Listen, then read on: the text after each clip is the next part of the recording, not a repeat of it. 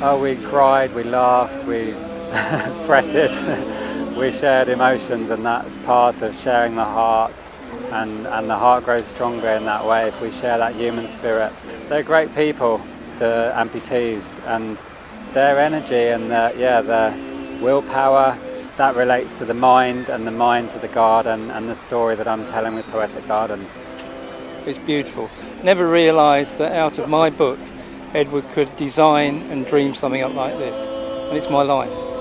Very humbling, very rewarding, and it's special, really special.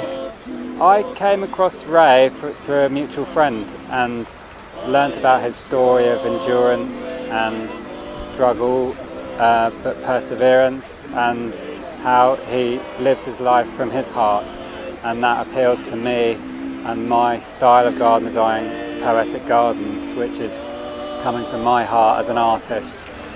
When I did my first show garden in 2017 called Journey of Life, I wanted to show the sum of my 20 years experience, although I wasn't sure how to classify its style.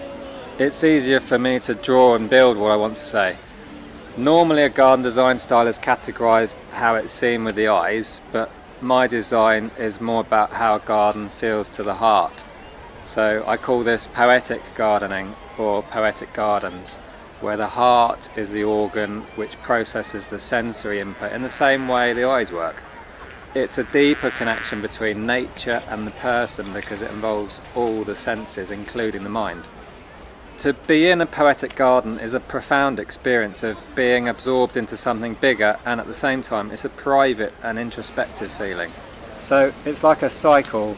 I had the emotional response from reading Ray's book. I designed the garden and we built the garden, which I hope produced an emotional response in the visitor the same that I had. Connecting with poetry can produce a tear, a smile, a laugh, goosebumps, or a chill across the skin. These are all results of good poetic gardens, and they're all very tangible. The entrance to the garden is across a bridge that crosses a moat, which really symbolises how the mind can be represented in the garden.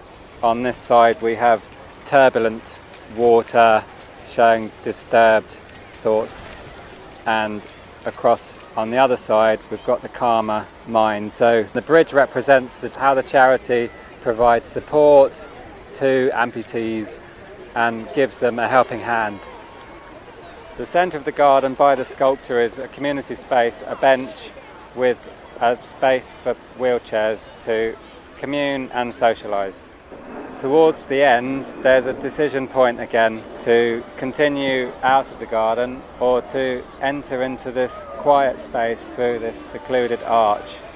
The two fundamental themes of the garden are hope and support. So when you come into this garden you will feel hopeful, positive, happy and supported. So there's a sense of enclosure, there's colours that are bright and optimistic. There are forms like the fountains that are ascending.